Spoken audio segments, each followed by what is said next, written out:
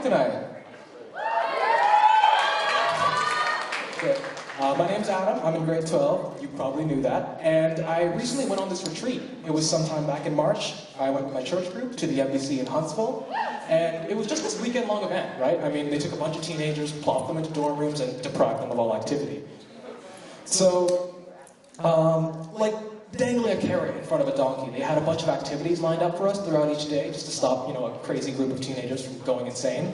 And one of these activities was a photo scavenger hunt. For any of you that don't know how that worked, we were split off into groups, and each group got a list of prompts for them to take photos of. Those photos would then go to the event host, and then the event host would award however many points.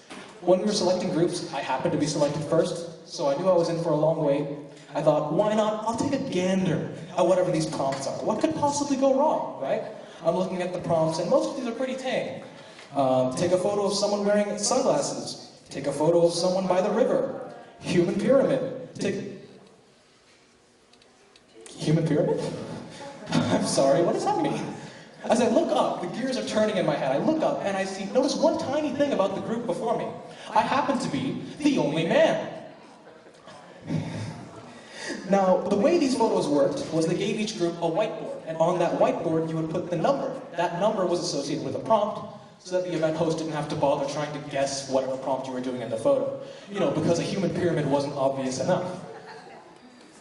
The time came for us to take that dreadful photo, and by now I've accepted my fate. I'm practically on the floor, just awaiting my inevitable demise, when I hear one of the girls in our group start getting pretty frantic. She was going on and on about how she'd lost the marker for the whiteboard, and we couldn't do the prompt anymore. She was getting pretty worked up, so there was a leader helping her and comforting her. It's okay, we'll find another marker. And I'm like, oh, that's so sweet. But I am supporting the full weight of 2 teenagers on my back at this moment. And the only thing between my getting a concussion is you people. So someone, come help me. Why are you standing there?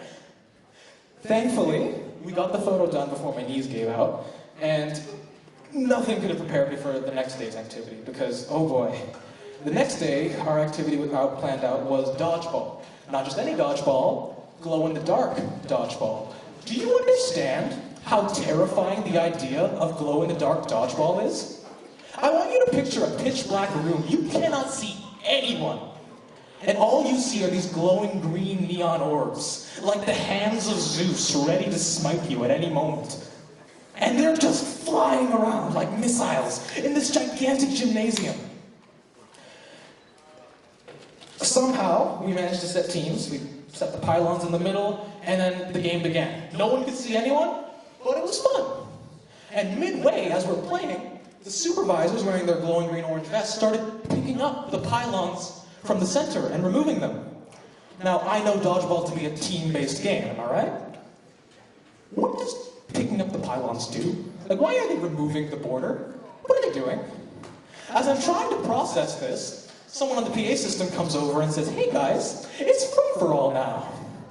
And as she says this, I notice a distinct lack of a glowing green orb in my hand. I turn around, and the only thing I can hear for miles is, well. Before me stood a grade 10 boy I had been taking out the entire time. And there he stood, 2 glowing green orbs in his hand, knowing that I had none. And so, with a little bit too much pleasure from someone I expect to be a Christ-fearing child of God, he had a little bit too much fun driving that neon green orb 3 feet into my sternum. So, thank you everyone. That was my time at the MDC. Have a good night.